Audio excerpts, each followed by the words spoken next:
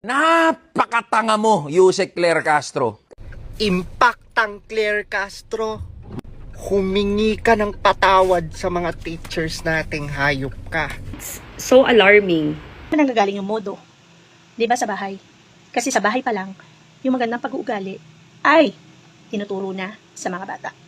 Kami pa bang mga teacher ang hindi nagtuturo ng magandang asal at kawalang modo sa mga estudyante namin? Isang teacher, ito yung aking saloobin, hindi ko tinuturo ang maging bastos, maging walang modo sa aking mga estudyante. Auntie Claire ha? Hoy, Auntie Claire!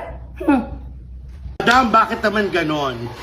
Kakasakit naman ata yun. Parang hindi naman teacher ang nagbigay ng baril dun sa bata. Claire Castro, shame on you. Mahiya ka naman. Shame on you. At sinabihan ako na pangit. Sabi at sinungaling. So nung sinabi nilang pangit daw ako.